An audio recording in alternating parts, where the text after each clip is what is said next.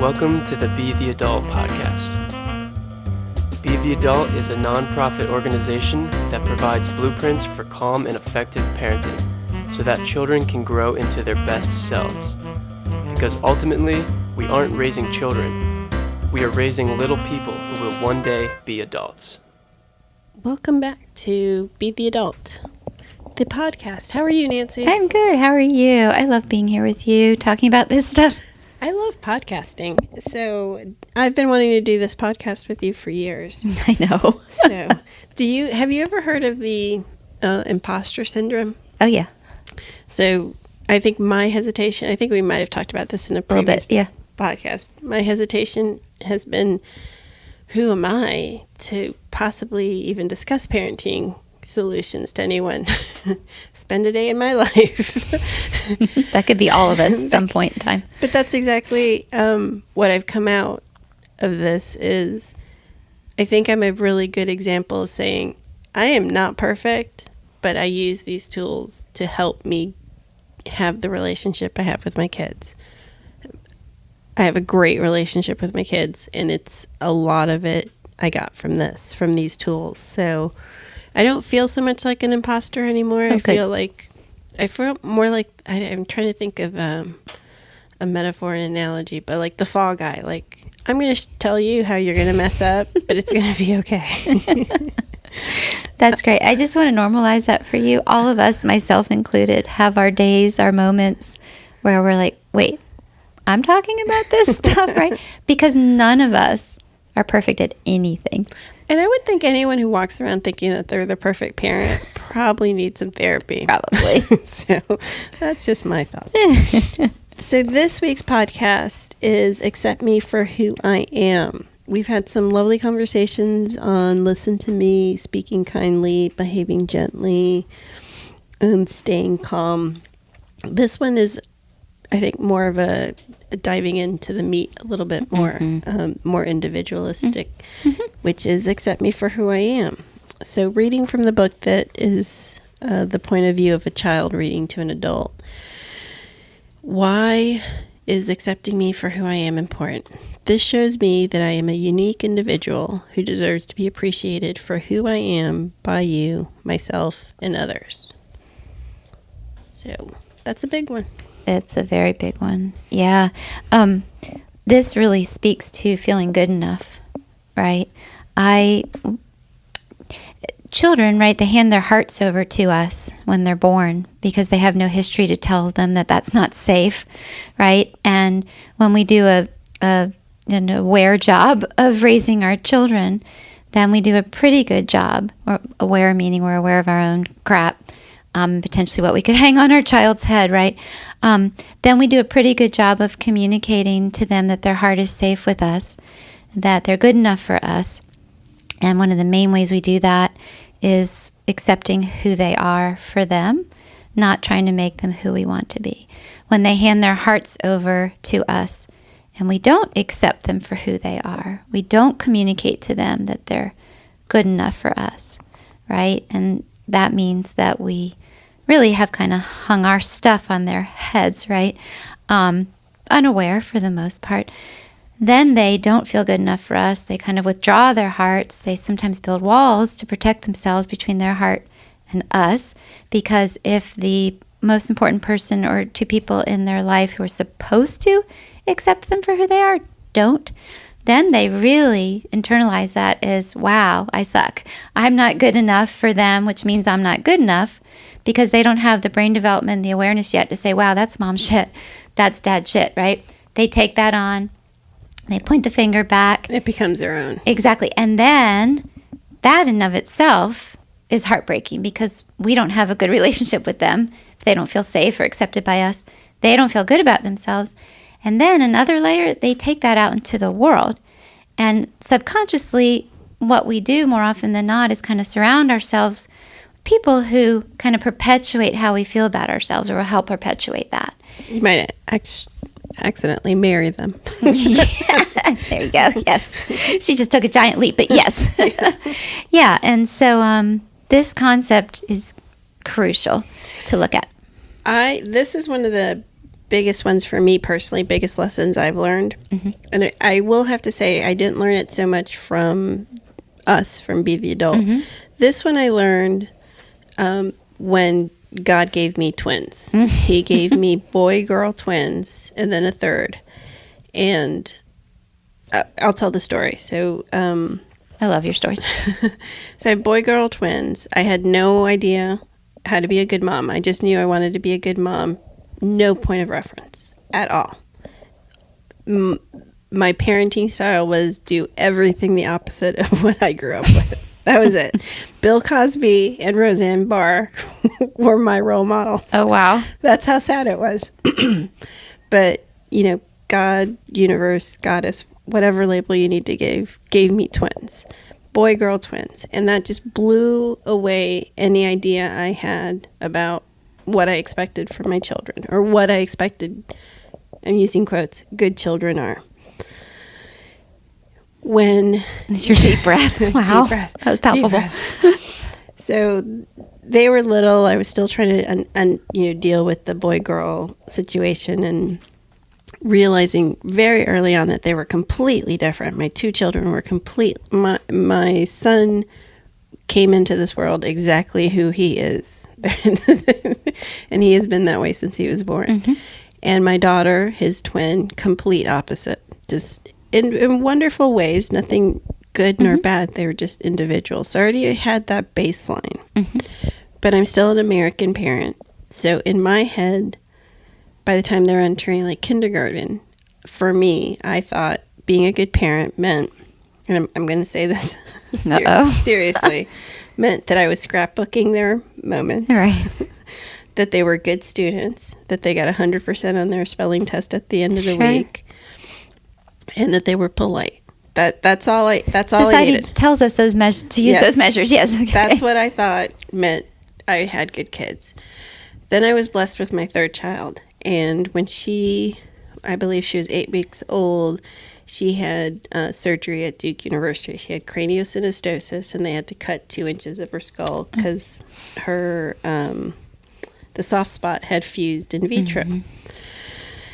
So that experience, I'm at Duke with the neurosurgeon who's about to cut my baby's head open.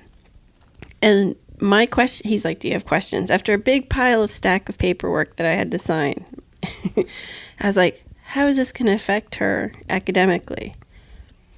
Not missing a beat, looking me right in the eyes. He's like, does it matter? Wow.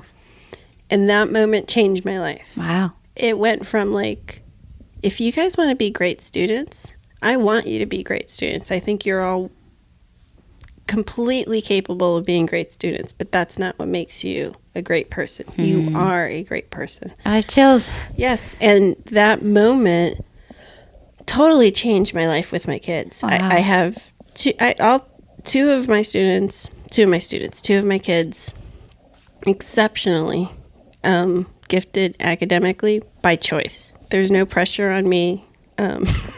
They work hard. It's your grades. It's your high school experience. It's your college you're going into. The youngest one, she's an athlete. She's a natural born athletic person, and she thrives in that environment. I'm not judging her on her test score. I'm judging on how much she puts into something that she's passionate about and how much energy she gives into being the best that she can be at what she does. Blew me away. Wow. So I was given a gift to realize you don't have to follow this checklist. You don't have to be a good student. You don't have to be an Eagle Scout. You don't have to volunteer 5.5 hours if you don't want to, if you don't feel it in your heart to do that. And that's helped me as a parent. And I think that kind of falls into the accept me for who I am. Absolutely. Thanks for sharing that. I mean, wow. That's my role in this podcast. Well, I think you just passed that gift on to me and to so many people listening, because truly, if, they are healthy, right? I mean, that's all that matters. Yeah. And then that gave me the gift to enjoy them for who they are. It took away all that self-imposed fear and anxiety that if they did not conform to what society tells me is a good kid, that I'm a bad parent. It wiped that away from me. Yeah. Wow. Wow. I have to gather my thoughts because I'm in my emotions right now and in my heart.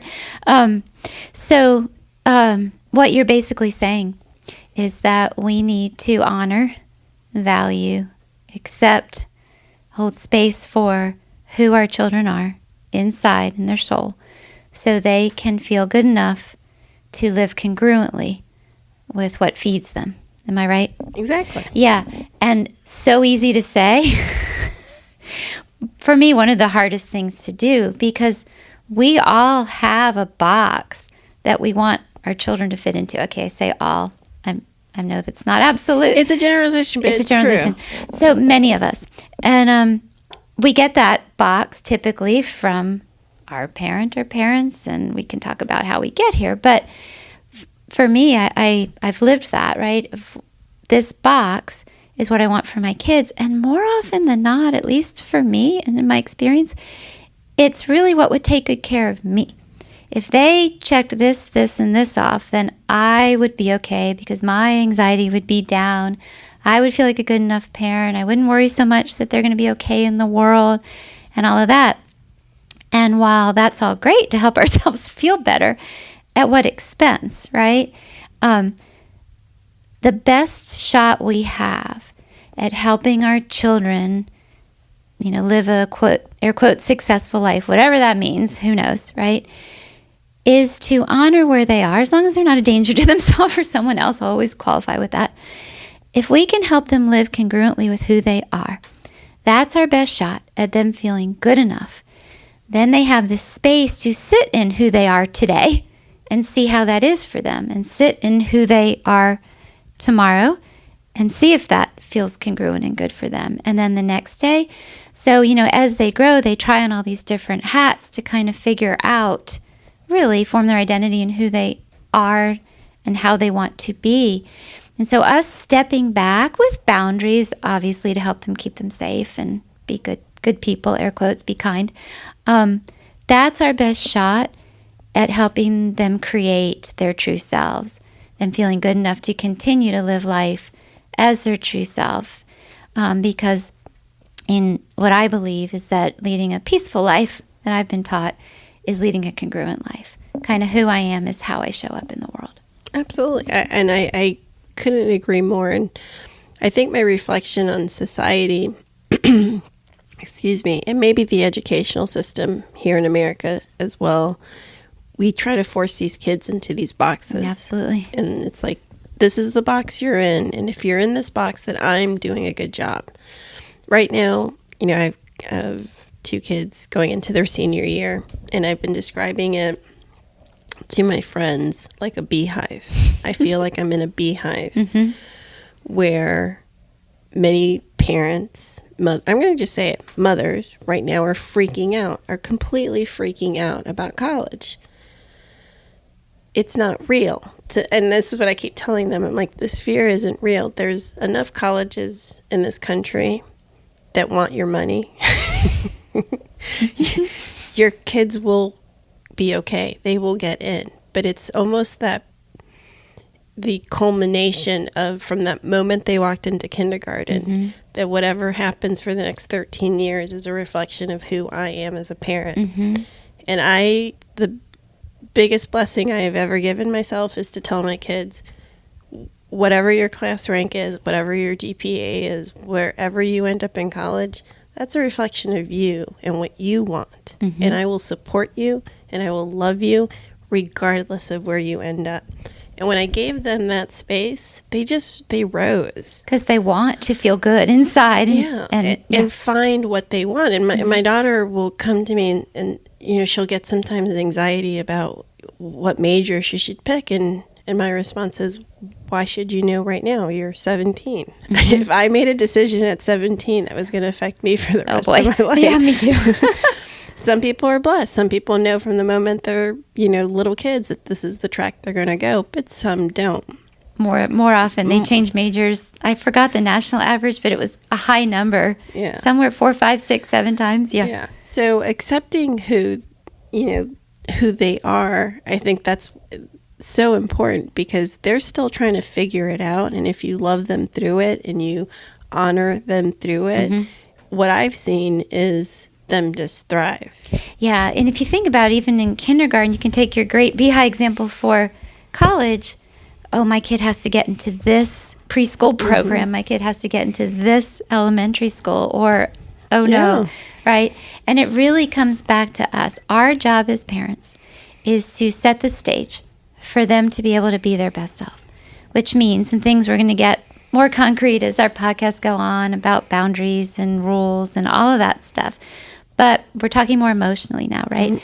My job as a parent is to get my own shit in order, right? Have the awareness into the stuff that I get triggered about, how to calm myself down, how to be non-reactive, how not to hang it on my kid's head.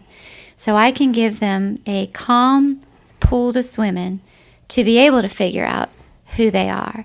And the only, besides that, really the only control I have is over how I live my life. What I model for them is really the most important thing I can do. That's my best shot at helping them get where I know they have the aptitude to be, right? And it's really hard to do, especially like you talk about twins. I think it's even harder, but just think about siblings, right? We could have 35 million podcasts about raising siblings.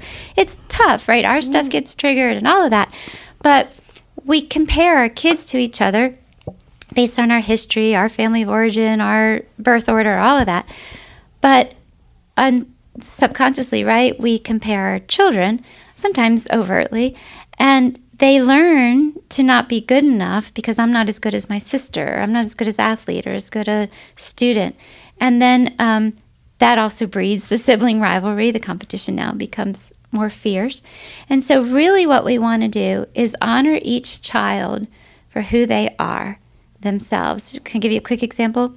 I did this once. When my kids I had two of them. I have three boys, but two of them, they were little. I think one was 5, one was 7. My 5-year-old was born athletic, born a fish in the water, excelled at swimming. My 7-year-old just always had a smile on his face and just really wanted to play in the water with his friends. So my 5-year-old was swimming laps to get better. He loved to do that. He was practicing for a swim team. My 7-year-old was having just as much fun playing with friends, going down a slide. And when we left, we got in the car and I looked at them both and I said, now like my heart's like, how could I have said this? But that was my best at the moment, right? I looked at them and said, wow, you guys did such a great job swimming today. And I saw both of their hearts sink like on their faces. And I was like, oh my gosh, what did I just do, right? I tried to give them a compliment. And what I quickly realized, not quick enough because I didn't do it right, but I quickly realized is I was lumping them together. And by lumping them together, I wasn't being honest, and then they didn't trust me in that moment. They didn't feel seen and heard for their particular strengths. So when I realized this, I circled back and I was like, oh my gosh, let me be more specific. And I said to my 5-year-old, I loved watching you just look so happy, putting your effort into getting your stroke better. Just so cool how you kept doing that. And then my 7-year-old, I said, it was so much fun for me to watch your face going down the slide and just giggling with laughter when you kept splashing into the water. And then you could see, like, they melted. They're like, wow, I'm good enough for who I am. She's accepting me for my strengths. She's not comparing me to my brother. So that, to me, is an example of how to do this. Yeah, I live it. I still live it daily with the twins more than the twins and excuse me, and then the sibling situation with the 2 daughters, because I don't treat them all equally. And you're not the same kids. You each need something different from me than I'm, And I know with one of my twins, her brother is just a very strong personality. I joke that, I'm surprised he didn't eat her in vitro. Oh, jeez. He came out of this world just so expecting to be the only person in the whole room. I'm sorry, I have that visual in my head. I got to get it out. Yeah. Yeah. But so watching them grow up and watching them evolve into who they are, I have learned they just have to be who they are. I tell my daughter every time, you're on a totally different lane than your brother is, and you're between us and the audience, your lane seems a lot more fun. For you. He, if you acknowledge the differences and you appreciate the differences, they really do thrive. They do. When I try to compare them, and I have said this, I've made this mistake, in the younger years, like, well, why couldn't you do like your sibling did? Absolutely. That did nothing but cause pain and hurt and make someone feel small. Yep. Not good enough. I don't do that now. No. Right. And it's hard. We don't intentionally to do that. We're doing our best, all of us, right? Pure of heart. We think we're motivating them, but we're doing the opposite, right? Yeah. And the reason that they do feel empowered to be their best selves when we focus on their unique talents, right? Their awesome attributes is because they feel good enough. And when you feel good enough inside, then you feel like you can focus on yourself and become your best self. You're not spending the energy fighting off these demons around us, right? We can really use the energy to grow into our best selves. Yeah, I saw it with my youngest, who's the one that originally had that surgery. She's incredibly athletic. She's incredibly outgoing, very social. She has a different personality than her siblings. And she found areas within sports, within musical theater, that highlight that for her and that bring her joy.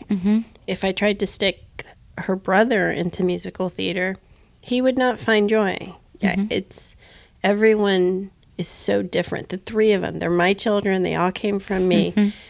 And there's no more three different kids that you can possibly imagine. And the most peaceful thing I learned to bring into my house is to treat them differently. Yeah, is to really listen to them, what they need, honor. You can see the energy that they have around certain things. Help them, ask them, hey, I see you out shooting hoops for like the last 6 hours. That's super cool. What was that like for you? Yeah. Anything you need from me to support you, right? Yeah. And one more thing. The thing we need to be careful about, and I really had to work on this, is that we'll notice them, like our kid who's out shooting hoops for 6 hours, right? We have to be careful not to label them as the student, the athlete, the musician. I do that, yeah. Yeah, that's tough because we think we're doing a good job because they're passionate and they excel.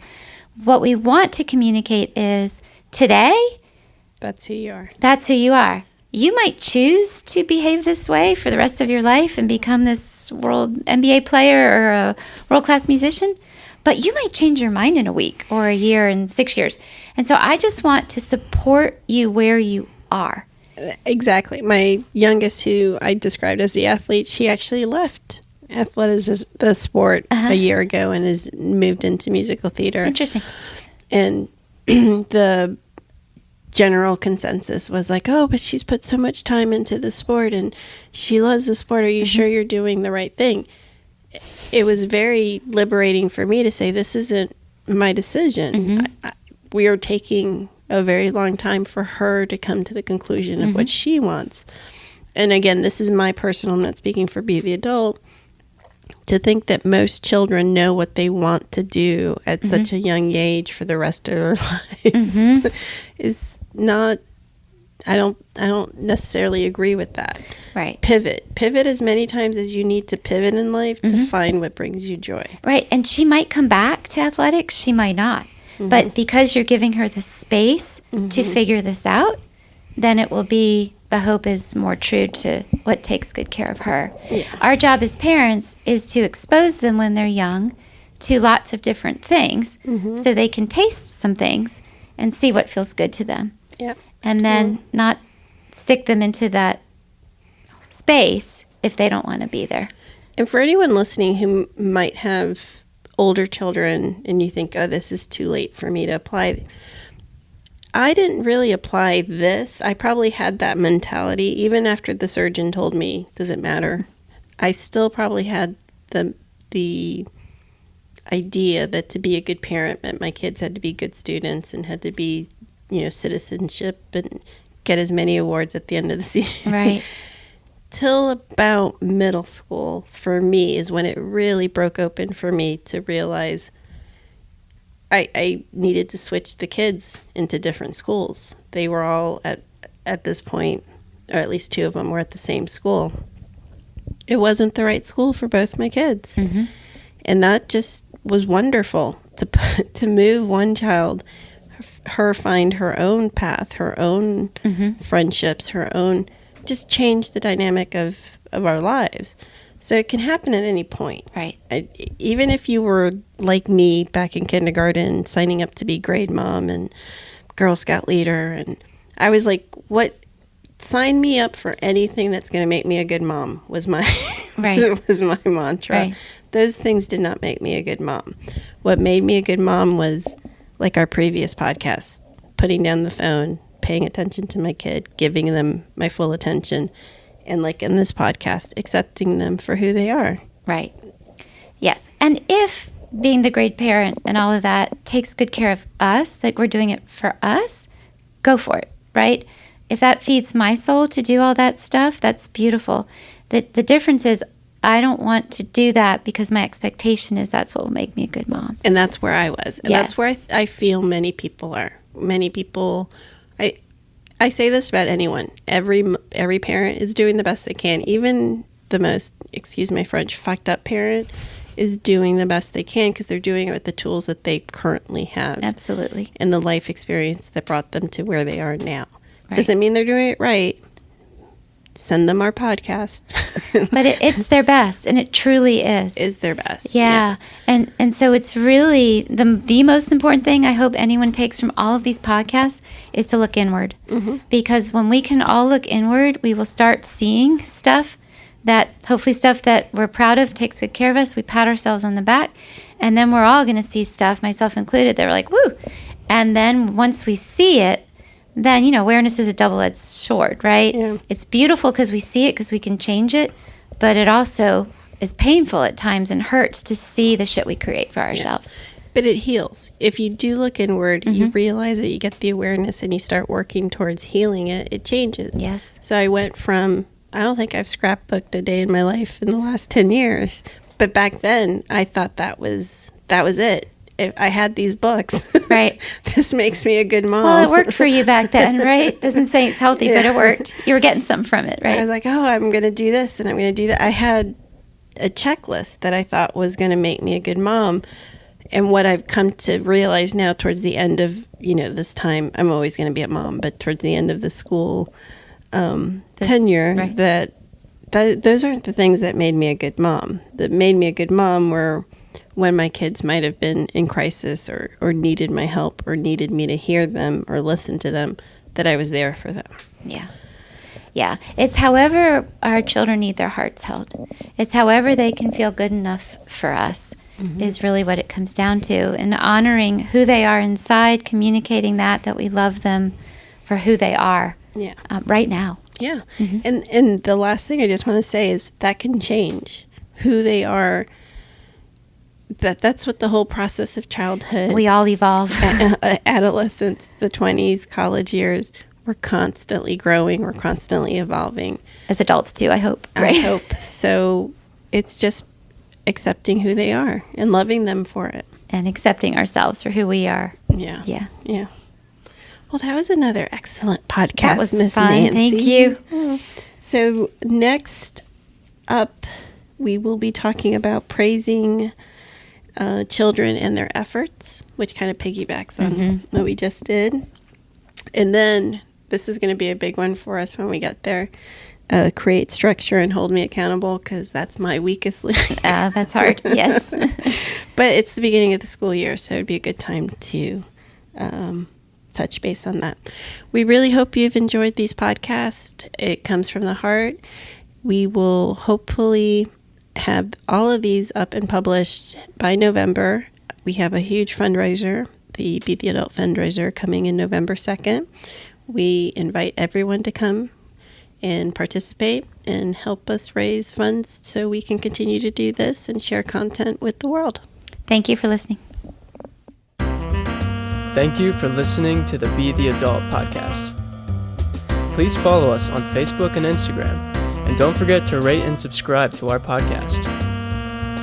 A special thank you to a few of our Barn Dance Barbecue fundraiser sponsors for their generous support. Rees Architecture, Coastal Carolina Radiation Oncology, the Valentino family, the Law Office of Jeffrey Porter, Wilmington Gastroenterology. See you on the next episode of Be the Adult Podcast.